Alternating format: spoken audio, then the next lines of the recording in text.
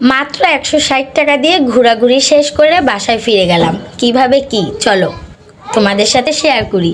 আসসালামু আলাইকুম, সবাই কেমন আছো? আমরা তো বেশ ভালো আছি। এই তো চলে আসলাম শরীফ ফুড কোর্ট বা শরীফ হাউজিং ড্রিম পার্ক, এটা কেরানীগঞ্জে। হ্যাঁ, এখানে ঢুকতে কোনো এন্ট্রি ফি নাই। একদম একদম মজার একটা জায়গা আর খুব সুন্দর, বাচ্চাদের জন্য পারফেক্ট একটা পার্ক। তো আমরা ঢুকেই সর্বপ্রথম চোখ পড়লো ইনডোর গেমসে। তো এই ফ্লোরটাতে এসে দেখলাম তোমার এখানে সুন্দর বাচ্চাদের খেলার একটা বড় হল রুমের মতো আছে। এটার ভিতরে বিভিন্ন রাইড আছে, ওরা নিজেরা খেলবে। তো 30 মিনিটের জন্য জনপ্রতি নিয়েছিল 80 টাকা।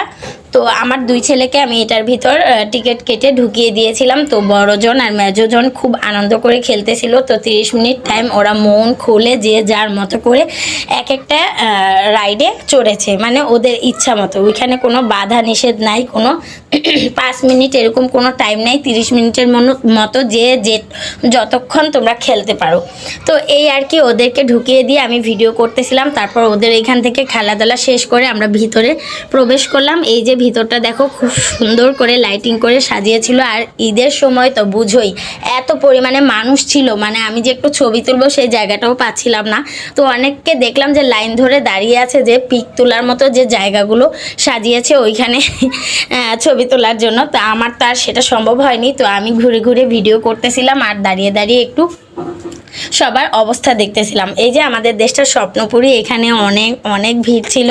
আমি ভেবেছিলাম আমার ছোট বাচ্চাটাকে উঠাবো, বাট পারিনি উঠাতে। তো এই যে বাবা দুইজনকে নিয়ে হাঁটতেছে, আর আমার কোলে কিন্তু আমার ছোট বাচ্চাটা ছিল, আমি ওকে নিয়ে ভিডিও করেছিলাম। অক্টোপাসেও যে খালি ছিল তা না, ওইখানেও অনেক ভিড় ছিল। আর এই যে দেখো দোলনা, প্রতিটা দোলনাতেই মানুষ ছিল। আমার খুব ইচ্ছে হয় এটাতে উঠার, কিন্তু বেবিরা হওয়ার পর আর কখনো উঠি নাই, কারণ আমার খুব বেশি মাথা ঘুরায়। তো আমি এখানে উঠতেও পারি না।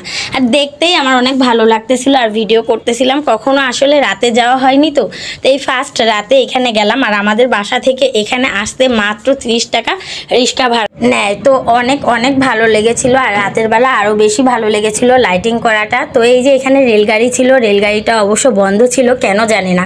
তো আজকের মতো এই পর্যন্তই। যদি ভিডিওটা ভালো লাগে অবশ্যই একটা লাইক করতে পারো, আর যদি বেশি ভালো লাগে তাহলে একটা সুন্দর করে কমেন্টস করে যেও। সবাই ভালো থেকো, আল্লাহ হাফেজ।